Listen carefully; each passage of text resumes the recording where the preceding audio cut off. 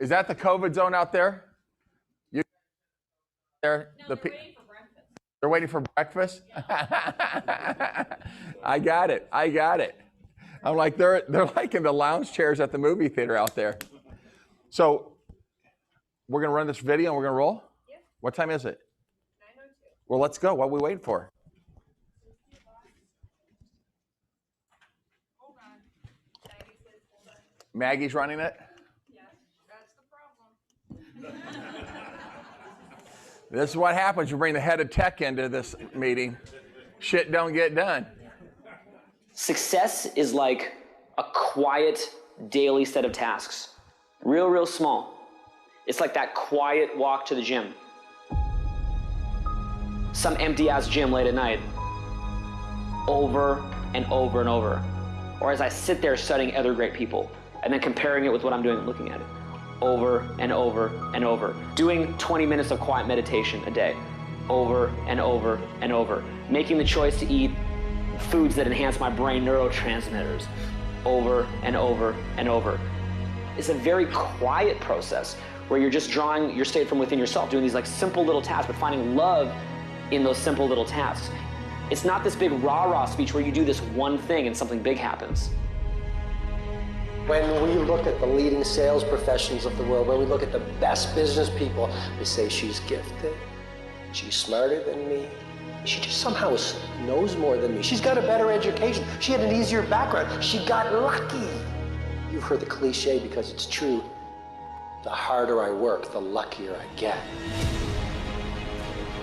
I'm an ordinary person, but I focused on my craft. I had a burning desire to be excellent. I love what I do. Sharing in my books and speaking is my oxygen, it's my DNA. 4 in the morning I get up and I'm working on my craft because I love it. I love it. The process is just as important as the actual prize because the process is going to make you, the deeper the process, the greater the reward. A real man in the dark, when nobody's watching, he putting in work. Because he loves the process. Everybody wants to be a champion, but nobody's willing to put in the work that it takes to be a champion. Everybody wants to hold up the trophy and say, man, I did it, but nobody's willing to put in the work that it takes to do it. I love the process. I love the thought of working for what I want. And I firmly believe you're never supposed to wish for it more than you're willing to work for it. The 9-to-5 person, they make a sale and they're excited. When you get to my level and you get one thing, you try to get to the next level, then you try to get to the next level, then you try to get to the next level. A true hunter hunts. A true hunter's goal is not the prize. A true hunter's goal is to hunt. That's what they live for. Because real lions like to hunt. They love the process just as much as they love the prize. I understand it is in the process that you get better. It's in the process that don't nobody know your name and 5 years later, you're one of the best in the world. Why? The process. I don't get up at 3 o'clock in the morning because I'm broke. Then why do you get up at 3 o'clock in the morning? Because I ain't finished yet. I love that video, and I think it's really true. We're going to have a panel today talking about, can you help me, Katie? Thank you. It was the first Berkshire Hathaway Chairman Circle Diamond, which was 548 people that were invited out of 55,000 in the network. And the truth is, there's no question about it when you talk to them. Why is anybody the best of the best at anything? It's because they've created great little habits, right? Jay, we read that thing on What Am I? I Am Habits, right? That it's the little things you do over and over and over that create habits that make you great. And that's what differentiates from the greats from those. And I love that sentence, the 9-to-5 person gets a sale and they're excited. But I talk to agents that do crazy numbers, they're never happy with a sale. They've done 4 or 5 or 6 sales and like, damn it, I'm not reaching my goal, I gotta do this and this and this. It's that continual thriving for something. So I love that. And I know, I'm gonna talk first, as I have you guys come up here, about Mark Brace. And when I talk to Mark, Mark's always like, I did this, but I gotta do more. Did this, but I gotta do more. And he's always pumping to get the next deal done, to continue to make sure that he improves. Megan don't sleep. I mean, God says you got to have sleep. She's living proof you don't need it. So why don't we get Julie, Mike, Jay, and Megan, right? Come on up. Come on up. Can you put up on? So we had, which I thought was pretty cool, of the 548 people that they said that qualified out of the 55,000, we had 20, I'll go that way. We had 25,000 or 25,000 of them. Wow, we were really good. We had 25 people qualify out of that 548. So that was, I thought, a pretty big percentage for us out of the whole network. That's clearly way more than the percentage that we have. I'm going to start this off, guys, over the first 4 or 5 minutes, talk about Mark Brace's Perfect Storm. If we could put that presentation up here on the screen. Do you guys all know, did you guys all hear that when Mark talked about that? And then I'm going to have you guys dive into other takeaways, but maybe even expand upon what I say about Mark Brace. Mark Brace is a friend of mine. He's been to Explosion a couple times. And we're going to have a live event here in August. Explosion is going to be live again. So we'll have that here, and then we will have takeaways from that. So we're excited. And really over the next week or two, I want to wrap that up and finish out the things. I feel it's going to be the best one we've ever had. Thank you, thank you, thank you. All right. So Mark, we keep talking in mastermind groups and talking about, is there going to be, is this going to be like 2007 and 8, or, are we going to come off this high and our price is going to come back down? And Buffini says, which I think is a little overly optimistic, it could well be right, but that over the next 7 to 10 years, I keep hearing from you Buffiniites, he has said the next 7 to 10 years, we're going to have a run on this thing. I've heard that from other people.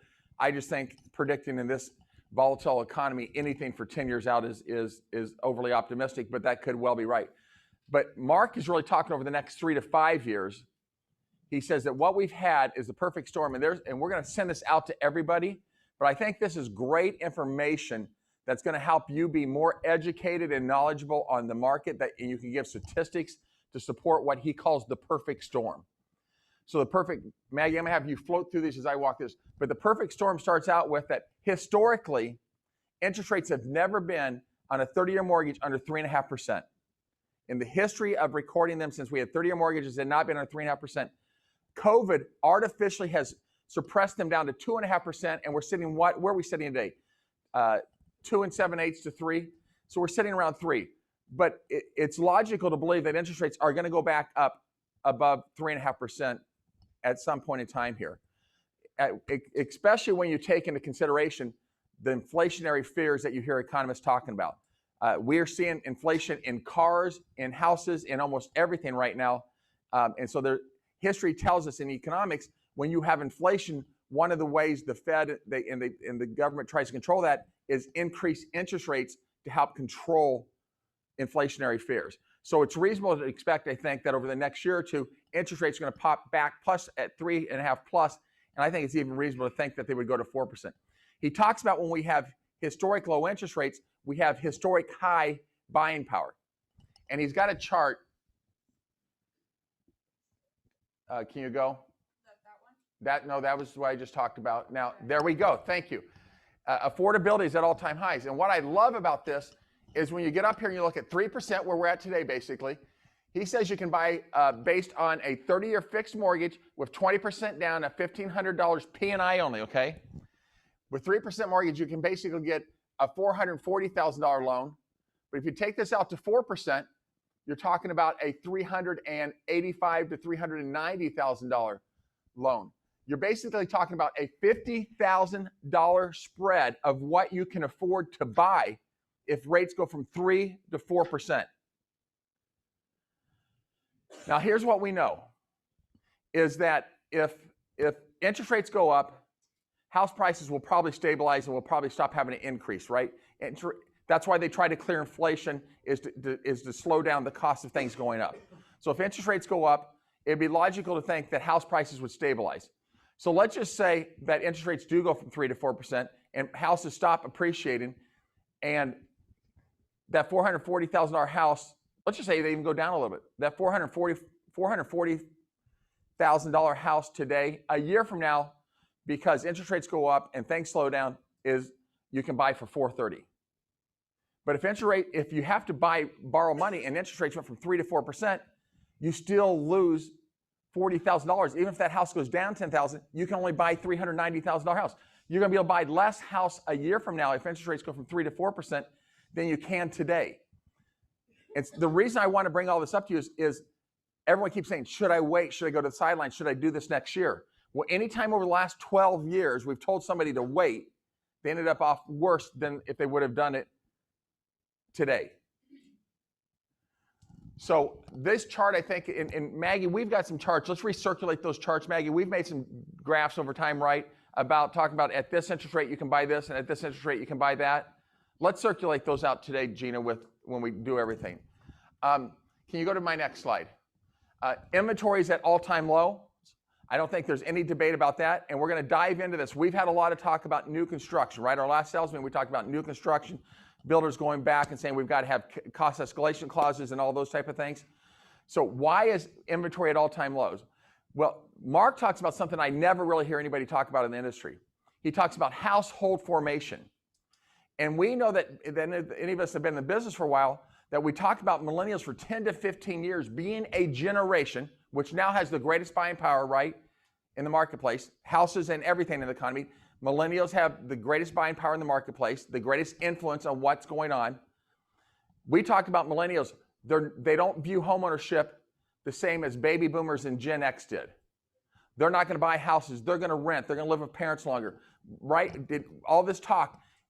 And so we're like, there's not going to be a need. And we saw, I don't have the exact numbers, but we saw homeownership in America go from 67, 68% down to 63, 64%. It was dropping. So this theory was true. And the second thing is they're going to have less kids, and they're going to live in more urban areas. Well, COVID has changed this thing upside down. Homeownership is viewed in a more positive light than it's ever been in history. Because homeownership is not just living in your home. Homeownership, for many now, is work in your home and live in your home. We also have this thought process, people are going to live downtowns. There's a fear of LA and Los Angeles and Chicago and San Francisco and Seattle and what's going to happen to these cities, both from commercial real estate and condos and downtown living, because people are moving out of there. And groves, go talk to people around New York City. Their markets are on fire because of all the people leaving Manhattan right now. And so people are going to the suburbs. Businesses are talking to the CEOs. They're saying we're going to look long-term at trying to find office space out in the suburbs because we believe that's where the majority of our people are moving. We don't have that many people that we expect to be working for us in the future living downtown. In addition to that, there's a graph here that talks about, can we go forward? Sorry. That talks about, can we go forward? Thank you. So here's what is a surprise to people. Baby boomers, right? When baby boomers were growing, we were having more babies every year. We're like, we got to build houses, we got to build houses, we got to build houses. Right? We're having growth. Well, we're having immigration growth in America. See, population growth is related to house formation. But also, let's go back here. See, we're getting back to these numbers right here that they had back there at this 4 million plus back in the 90s, in the early 90s when millennials were being born.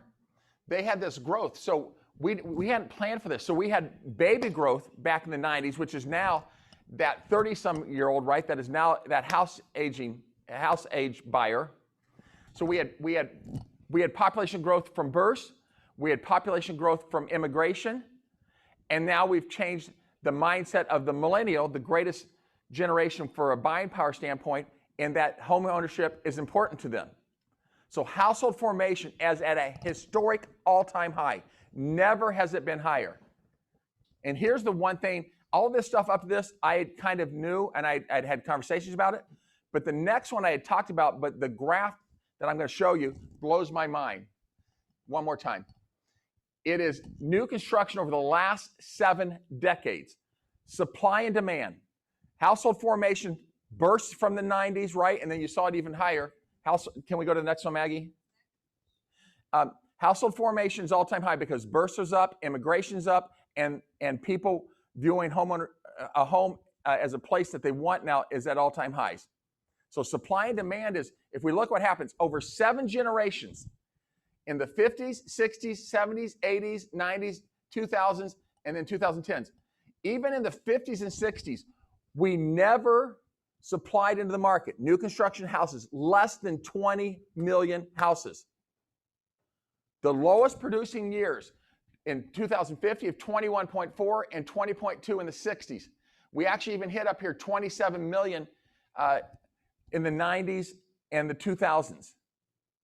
But then all of a sudden, the crash comes in 2007-8. The conversation is, well, millennials aren't going to want houses.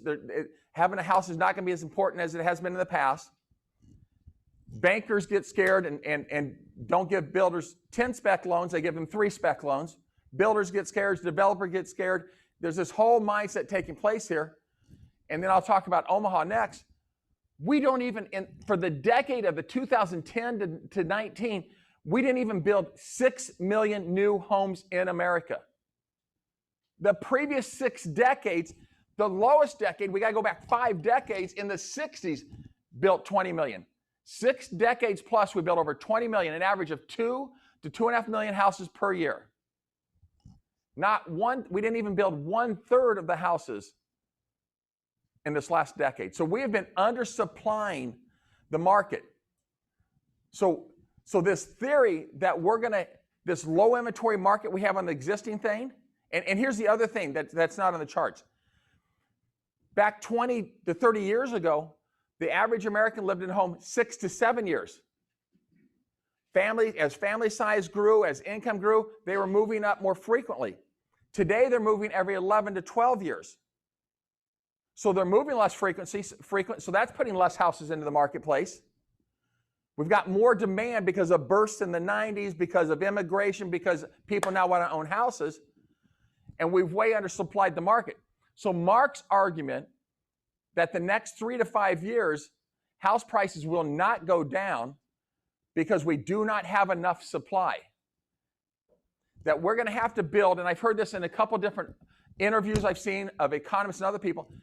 They're saying over the next 5 years, we have to be building 2 to 2.5 million houses per year to get us back into some sense of check and balance, to get us back to a normal level market conditions. Even people moving 11 to 12 years, we've got to supply more houses to the market. So it's hard to believe anybody thinking that house prices are going to drop as existing houses did in 2008, 9, and 10. The math isn't supporting that. Now, who knows? Things like COVID happen, it changes the world and flips it upside down, so who knows what's going to happen. But it's logical to me that if we can build 2 to 2.5 million houses per year over the next 5 years, we can start getting this up to maybe we supply 16, 17, 18 million houses to the marketplace, which will still be less than any of these other 6 decades, that we start getting a sense of balance into what we need. But the words, I just had this conversation over the weekend. Somebody was talking about entry-level, new construction, affordable housing. I'm like, entry-level and new construction isn't the same word, right? Because entry-level now in Omaha is $300,000. In other markets, entry-level new construction is $400,000. I don't think many 24, 25, 26-year-olds coming out of school can afford $300,000 plus houses in Omaha. So, I mean, really, entry-level housing is existing houses. And we're not putting any more existing houses under $300,000 in the marketplace. And that's the largest segment of the market in regards to supply and demand. So that demand's going to continue to be there, and we're putting no new supply in it. So all we can do is create houses a little bit above there for people to be moving up to, into. So does this make sense? So the guy that says, I want to go to the sidelines and I want to wait. And the other thing that I want to talk about here is that this, I think it's in June. We looked it up in one of our mastermind groups. I think it's this month. Marie, did you look it up for us? I'm trying to remember who looked that up for us. Someone looked up for us that in June, the moratorium on paying your mortgage stops.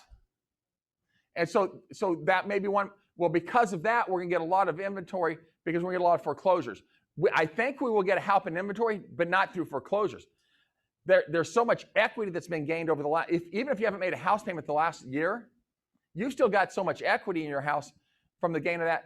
That may force some people to put their house in the market. So that may get us some more houses in the market, but I don't think in and of itself that solves our problem. So I believe when you look at us building so few houses in the last 10 years, and let's look at Omaha. What year was it? 2010? Maybe 11. I think it was 9 or 10, but it might have been 10 or 11. Hearthstone, which was building 700 or 800 houses per year, left the market. They were lower than Celebrity, right? That was the first time entry level. They had houses at 110, 120, where Celebrity were starting at 140, 150. Celebrity's doubled that price in the last 10 years.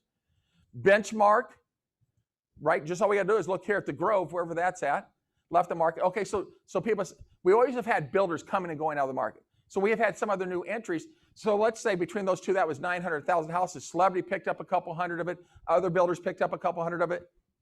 But you can see just in Omaha, especially on the lower end market, we've built a lot less houses over the last 10 years than we did in any of the previous 4 or 5 decades. So it's not hard to see why we have a shortage of existing homes. If people are living in their house 11 or 12 years, they're not putting on the market to change over as often. Greater demand, and we've not filled the need from new construction. And we've been hearing people say over the last 4 or 5 years, we're not building enough houses, we're not building enough houses, we're not building enough houses. COVID has just turned this thing upside down and made it really, really obvious we have to have more houses. Is this stuff good for you to help you when talking to buyers, builders, sellers? And the argument of, well, is this just for buyers is no. If I'm selling my house today for $350,000, $300,000, 250, I don't care what price, and I'm moving up, you wouldn't want to wait. Because if you sell your house and it goes up a little bit on the lower end, but interest rates go from 3 to 4% and you're getting a mortgage, that payment's going to be so much more. So even the person that's looking at selling, saying, well, I want to, because, right, if you take the argument, interest rates go from 3 to 4%, if we take that scenario, your $250,000 and house prices stabilize, your house price is still worth $250 a year from now, and the house you're buying at $400, okay, you can't buy now because you can't buy a $400,000 house when interest rates go from 3 to 4%. Now you're only going to be able to buy a $360,000 house. So even the person saying, I'm going to sell and buy up, they should look at this also. Now, those in new construction, we got a chunk of you. I don't see the cost of new construction coming down. Do you guys? It didn't in 2008, 9, 10. Now, what happened? Now, people brought this up. Instead of the cost of housing come down, did people say, I'll throw appliances in, I'll throw closing costs in, I'll throw things like that in? And we may see builders do that. If lumber, something comes down, they'll throw some other things in, but probably not bringing the prices back down, right? They have a moral compass to say, we've sold a house to someone for $450,000, $600,000. We don't really want to build the one right next to them for $430,000. Let's throw in closing costs, let's throw in other things to help maintain the value of our houses. If you buy one of our houses over time, it's going to appreciate. Any questions on this before we start with this great panel? Are we done? Julie's like, that's enough shit for me. She took a nap up here. Did you guys see her sleeping? So guys, thank you very much. Chairman Circle Diamond, we had 4 different sessions. We had 3 that were general sessions, 1 on social media, 1 on mindset, which I think the feedback I got probably got the least amount of traction on it in regards to actionable takeaways. 1 on how to find not just listings right, but how to find buyers' houses, how to get listings, and then you could do a breakout session, whether it's on a team or luxury or things like that. So Julie, why don't we start with you? Could you talk about a couple of the top takeaways that you took out of there, some tips that are things that you're going to hopefully implement into your business as you move forward here? Yeah, I would. You gotta make sure the green line is on. And I'm colorblind, so I don't know. Press the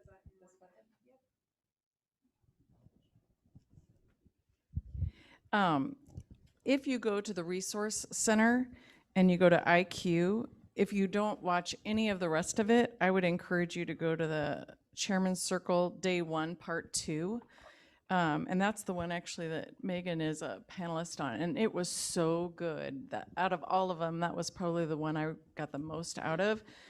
Every person that spoke had wonderful ideas and were very generous with what they do and what works for them.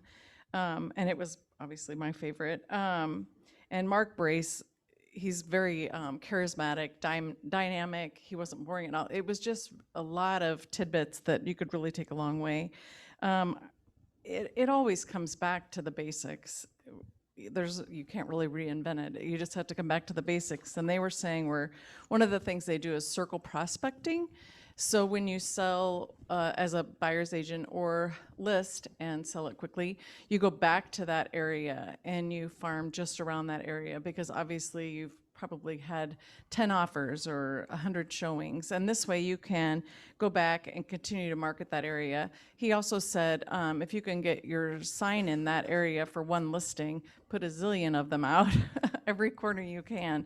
Which all you gotta do is drive down Pacific Street, and you're like, oh my God, does she have 18 listings in Fire Ridge? No, she has one, but she's got 18 signs out there. It's true.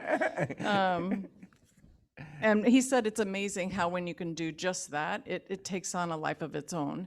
People assume that you're the area expert because you have so many signs and so much marketing in that area. And then when you do the circle prospecting on top of that signage, it's all, they think you're everywhere. What's the definition of circle prospecting? Is that like just saying we just had it just listed or just sold? Yep, in that immediate area. And that it's sold and there are more buyers that want that area. Even, they want every area, but the public doesn't necessarily know that. Your vibe attracts your tribe. I thought that was really a kind of a good. Your vibe. So if you're a positive person and you're optimistic and you're thinking this is going to come together and I can make this work, if you have that vibe, you're going to attract people that have that same. I think that's what goes without saying, but I thought that was kind of a cool way to put it. And one of the other things I thought, and this was Megan, so I'm going to talk about what you said. She's very about being proactive, not reactive, and she is very passionate about spending time on a listing prior to it going active.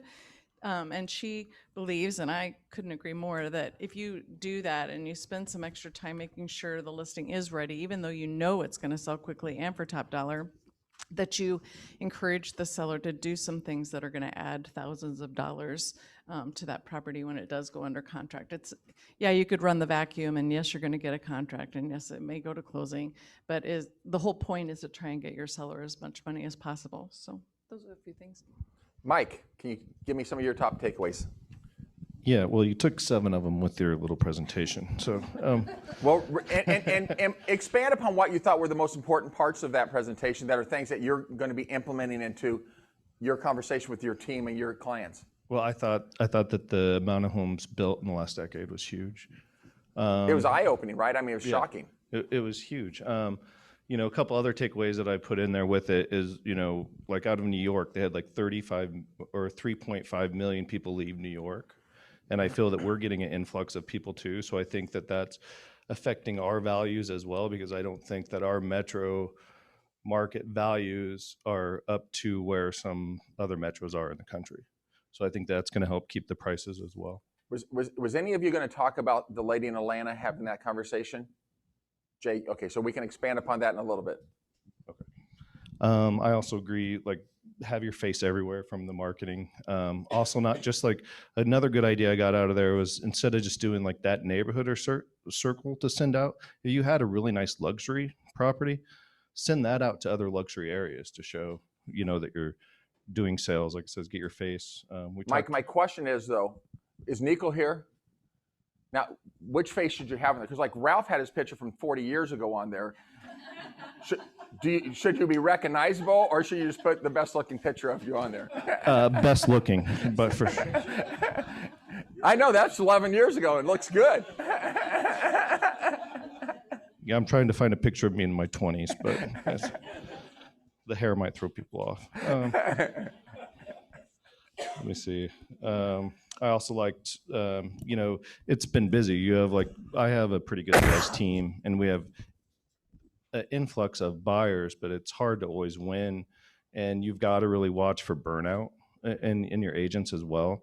I've heard in one of the breakout groups, someone was even hiring like what's called a happiness coach. But just kind of keep an eye. Like we've been doing that in our meetings. Like some people they're frustrated. Their clients are frustrated. They're trying to get houses every week, and they're not winning. So just kind of keep an eye on that. Find ways to pull them back and get them to relax. That was huge. Trying to think. Let's go to Megan, then we'll circle back to you guys and things. I'm sure that each one of these guys will say, "Oh, Trip, thoughts of you." Megan, some of your top takeaways. Kind of in conjunction with what Mark said, when you're doing the circle prospecting, if you have your sellers post on the Nextdoor app, like a testimonial, I think that was a really good idea because everybody is on that Nextdoor app and they kind of take into consideration what people are posting on there. So if they're seeing your signs and they're seeing your mailers and they're seeing you on the Nextdoor app, I think there's a better chance of people maybe calling you. And then obviously we're all trying to reach out to our sphere and try and get some listings. One of the things that Mark said was that he was texting his sphere and it was just a one-liner and it said, this market is bananas. Do you know what your home could sell in today's market? And bananas is a little banana icon. Yeah, so I started doing that last week and I've got some listing appointments off of it because people know the market is crazy, but like, what does that mean to them? You know, is that $20,000? Is that $100,000 from when they bought? I think it's our job to educate them on like, what exactly does bananas mean? Think of that one little task. It's like the video, just doing these. I mean, how simple is that? You put the text in, copy and paste it, and you can get that out to a lot of people really, really fast. Mm-hmm. He does it to his entire database. He was sending that out to 400 or 500 people. And he says it has been a gold mine of listings for him.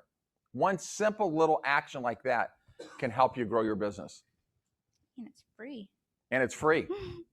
A couple other things I took away was doing video testimonials by having your sellers do video testimonials, and then also video messaging. So like instead of like texting your sphere saying happy birthday or happy anniversary, send them a video message instead. One other thing, when you're competing in the market, I have two things on that. One, see if you can get the listing agent to accept yours as a backup offer. A lot of things are falling through, so that might be a good idea, which we've talked about before. And then also when you're competing, if your buyer is pre-approved with so-and-so, ask that listing agent who their favorite lender is, and then have your buyers get a second pre-approval with that lender, just to show like, hey, like this is a solid buyer, you know, that kind of thing. And they said they had a lot of success with that, right? Because it was building confidence in the listing agent. Yep, exactly. That's all I have. Jay. Thank you. All right. I know there wasn't a lot on the mindset on panel, but I thought one of the great things that somebody had said was agents eat everyone else's stress in the deal. So I thought that was a good reminder that we have to take care of ourselves. One of the person, and it's a good reminder, Vince talks about this all the time, but do one nice thing for someone else each day. It can be just something very simple, but maybe that might be the small thing that you remind yourself to do each time. And then some people are very intentional about time blocking. Somebody puts something on their calendar to look forward to each day. I know there's the one guy that goes boating or something like that. Every Friday. Every Friday. He lives in Miami. Yep. But there's got to be something outside. So if we had a private plane to fly us down there, we could all do that too, right? But we can get so busy. So if you can time block something that's self-care that you can do for yourself, is a good reminder. And then even if this is a good reminder since we have a lot of teams, but even if you're good at taking care of yourself, you got to remember, how does that reflect? What can you do for your team to help them take care of themselves? Let's see here. Megan already talked about that for Mark Brace. Social proof. I guess with Megan, she called it proper preparation. And the one thing that I took away from that too was some people in other states said the reminder to do the proper preparation, not just to get them more dollars, but that once you get, 10, 15, 20 offers, once that person wins, that they don't get that buyer's remorse after the fact, thinking, well, geez, that house isn't as in good a shape as it should have been, and gives them a reason to try to get out of it. So that's one of the reasons to do the proper preparation now too, to keep that deal together.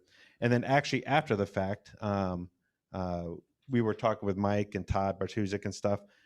It came from after talking about using AdWorks as a sphere campaign. which when you put them on your Sphere campaign, you can add new leads before you meet with them. And so that way you start popping up everywhere when they're on social media or surfing the web. So when you go meet with them, they'll be like, gosh, I see you everywhere. I thought that was a good idea that Mike had. And I think that's about it. Oh, and then the Atlanta people, well, Mike brought it up, but I guess you can expand on it, where the lady just said that Atlanta, they felt that metro, they were just undervalued for years and years, and they're just starting to catch up with other cities their size and value. But Right, and I feel Omaha's that same exact way. When we talk about, well, prices go back down in Omaha, the lady in Atlanta says when we looked at other similar size metropolitan markets, not on water, right? When we looked at Dallas and other markets like this, we felt that the real estate value in Atlanta was lower than it was in those other similar markets, and we feel like we've just kind of caught up. We've talked in mastermind groups, and some of you have probably heard me say over the years, that if you really look around just the Midwest, if you just take the circle around us and go from Minneapolis to Denver to Kansas City, St. Louis, Chicago, and even Des Moines. Even if you look at Lincoln housing has never been cheaper than Omaha's housing, which is crazy. So you can't say Des Moines and Lincoln, well, they're smaller populations. Well, their houses are as much or more than ours. And then if you look at all those other cities, they're all more than us. And the primary reason is not the cost of labor. It's not the cost of materials. The cost of materials and labor is pretty similar in each one of these Midwestern markets. The primary thing that has driven that in the past is the cost of land. Now we're bringing, I think everybody, if you've been listening, knows D.R. Horton now is coming into the marketplace, right? And I think there's a tendency now to see the cost of land actually start to get driven up in Omaha.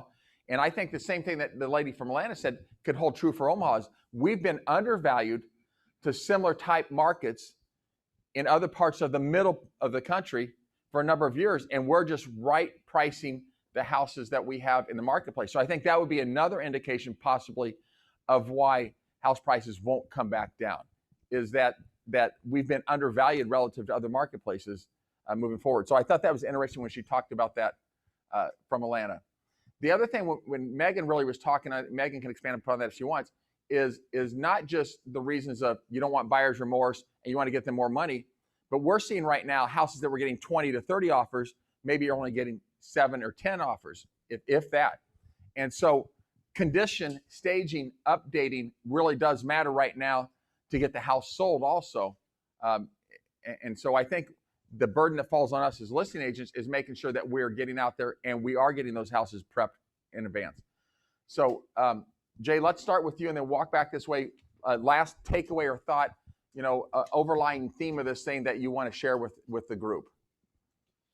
Lindsay in the group with Megan, she did mention when she's working with buyers that instead of being so rushed, since you're only seeing a house at a time normally, she really pumps the brakes, she says, and they really pay attention to the house to make sure that it does fit the needs, not be so rushed, and make sure it's what they're looking for, make sure that they're, especially if they have to waive the inspection, that they're actually taking some time and looking through the house a little bit more closely. I thought that was a good tip. Megan, top takeaway or something that you want everyone to remember or an actionable item, any thought you have to leave us with? I think that, and I can't remember who's from this or something else, but we don't have a lack of people who are wanting to move. We have a lack of listings. So it's our job to create opportunities for sellers and buyers. And I think that, if we just all put in a little bit of work, then, it'll create some good opportunities for our clients. That was said by Vince Lisi. I agree. I think it's what you do consistently, not just daily. It's a competitive market. We got to stand out. Not just on the sell side, even on the buy side. So I like the preparation. Really, to Mike's point there, guys, we've been talking about this for years, but over the last year, we've seen it more than ever. This industry is becoming the have and have-nots, right? A smaller percentage of agents are taking a bigger percentage of business. We went from back in 2008-9, we hit 1,800 agents, and where are we sitting today? Is Bill Swanson around here? Someone in the board? Where are we at? 3,200 agents now? We're almost double the number of agents, And we're not selling that many more houses. And so it's the agents that are consistently doing things that are taking a disproportionate share of the business. You really got almost 10% of the people doing 80 to 90% of the business now. And so you've got to set yourself apart in these ways. Julie, leave us with some wisdom. Yeah. I think one of the things that Mark Brace also said was he just laid it right out there. You used to have a crush on Chris Stewart. Now do you have a crush on Mark Brace? Well, it moves around. I won't tell Z. But he said he just lays it right out there. I'm not an economist, but I have statistics I can share with you to show you what I believe to be the reason and the progress moving forward, which, he's being very candid and transparent with his clients, with it, I think goes a long way right now. And I think the other thing I took was, which again, it's not rocket science, but you can't live and harbor in the negative and the dauntingness of the, if is that a word? Dauntingness. Anyway, everything's confident. If I said it confidently, in the dauntingness of the, but you have to give yourself think about the opportunities available That's to you. a word too. Opportunity. Yeah. Because they are there. It's just in your mindset and how you decide you're going to handle it all. Any questions from anybody out there? Yes. For Megan, I'm guessing you're not copying and pasting every single person in the format that you use to text all of your share. No, I just go down my phone book and. So the question was, are you copy and pasting? I mean, you probably are just making that thing and then copying and then go to the next one, pasting. Are you? Like every couple of days I'll do A, and then every couple of days I'll do B. There's probably an easier way, but that just works for me. Go ahead, Jay.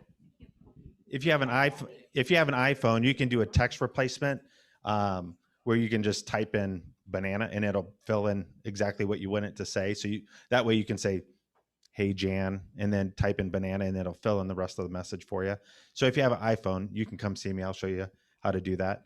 Because I actually did that because that was a Tom Ferry thing that he did that on a call for Riz Media or somebody, or no. He did it when we were doing with Dinah and when we were doing those group meetings. Yeah, and so that all the texting, exactly what he texts, if you go to ambagentTools.com, which we have, he has that PowerPoint and exactly what he puts in the text. And you can do the text replacement on there. And then I was going to ask too, because we have the PowerPoint for Mark Brace's thing. Can we go ahead and brand it to Berkshire Hathaway before we send it out? That way you guys don't have to spend the time rebranding it. And then he says he just does that on his phone.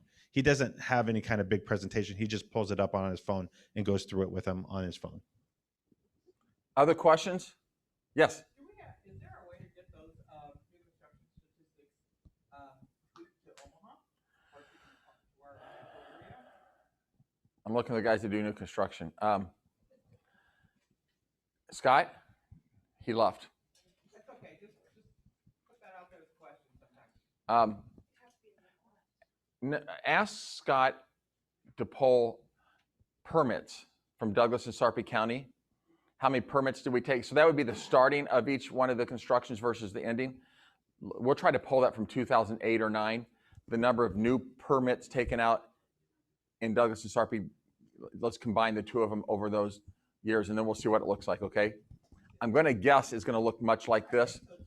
We're probably not going to be able to go back 70 years because Scott will pull his hair out if I make him go back 70 years to pull permits. Yes. Any other questions, thoughts, guys? Question out where? Sorry. Okay. All right. Mike, you're just scratching? Okay. Guys, all right. Then thank you very much. I appreciate it.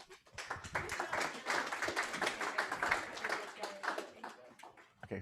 Who has it? Okay. So don't have final numbers.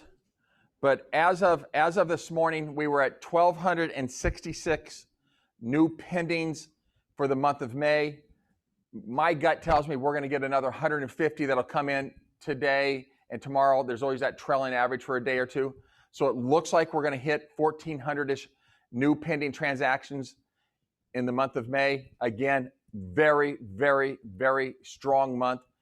The other thing is, I keep looking because I kind of been freaking out when I look at MLS numbers, but We continue to be much stronger than the other organizations on broker exclusives and some of those things getting done offline.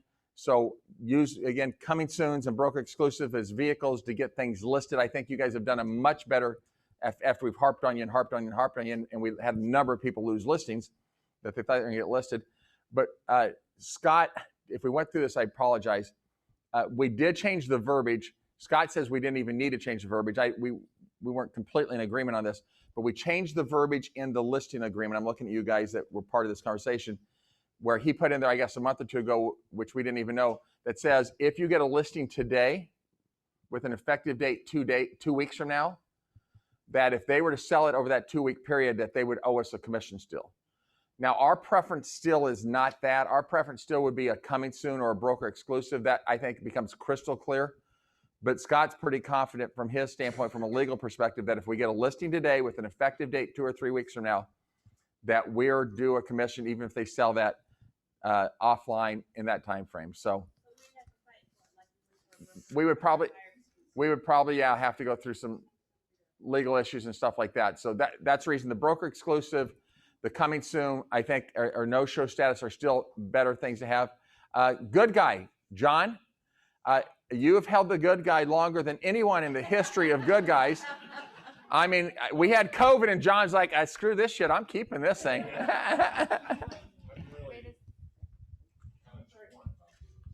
You can come to the front if you want.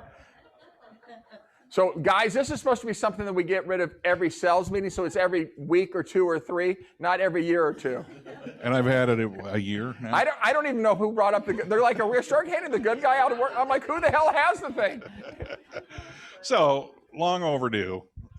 We need to pass this on. And the agent that I'm passing it on to always has a smile on her face and always works very hard in every transaction, very knowledgeable, and was very supportive, as all of this Berkshire Hathaway ambassador family was when Lisa was going through her chemo and cancer stuff. But anyway, Sherry Grimes.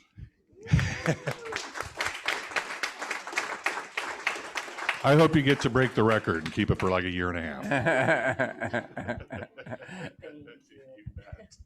Thank you, John. Thank you, Sherry. Are you guys seeing what we talked about earlier? That kind of in the marketplace, one of the things we are seeing right now is that, and even over the weekend, I got a number of texts saying, are things slowing down? I'm not having as many showings as I would expect on this $190 or $280 or $350,000 house. As a general rule, a show of hands, are you seeing things slowing down in that capacity? There are some exceptions to that rule, but that's the tendency I see right now, which could be an opportunity for people that have went to the sidelines, right? For the FHA, the VA buyer, maybe a time to reach out to those people that are renters or things like that and say, listen, you're going to still be competing, still a lot, but we're even hearing some things sell at list price or below list price.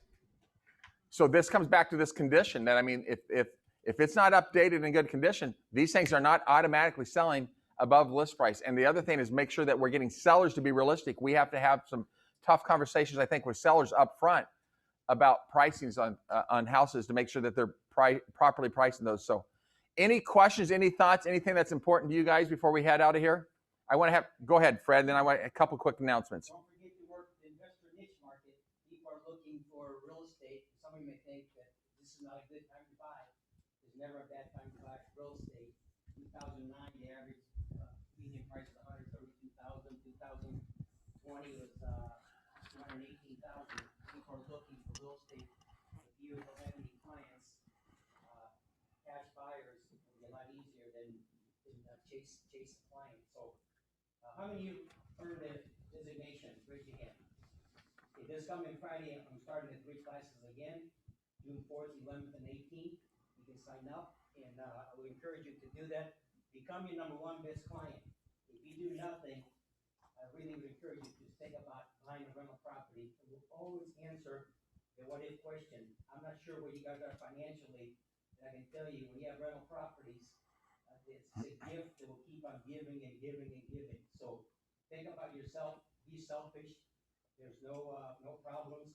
You're not gonna get in trouble with the real estate commission for buying rental property and getting a commission as well. So just think about that.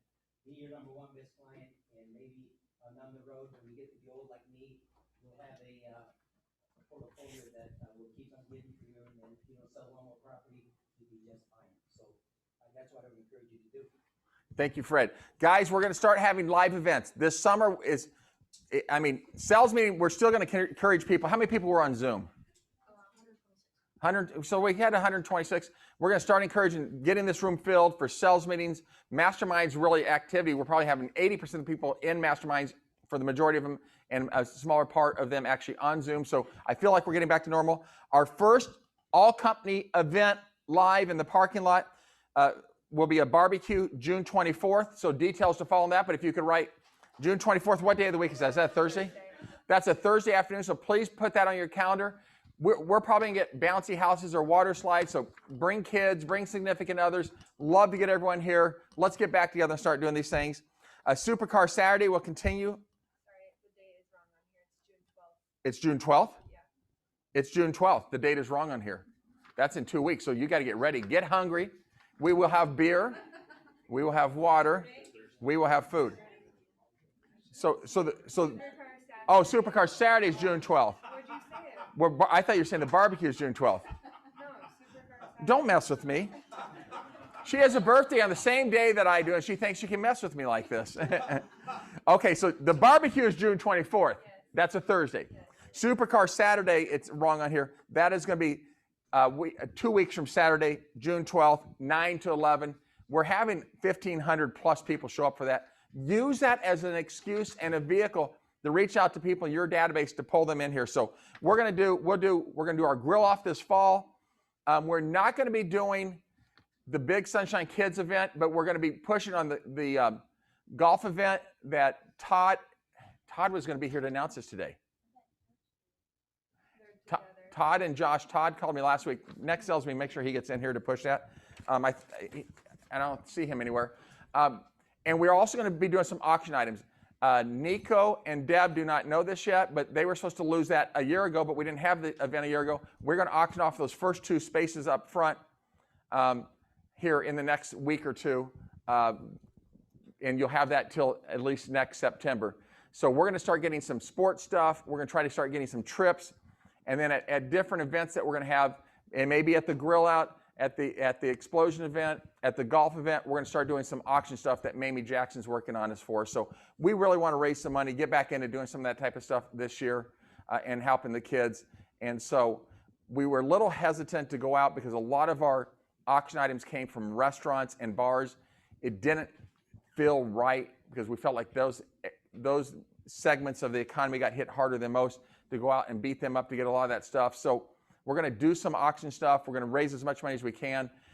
We're real excited about the golf event. So I'll have Todd next time, make sure he's here, and we'll get something out to everybody here. But guys, I appreciate it.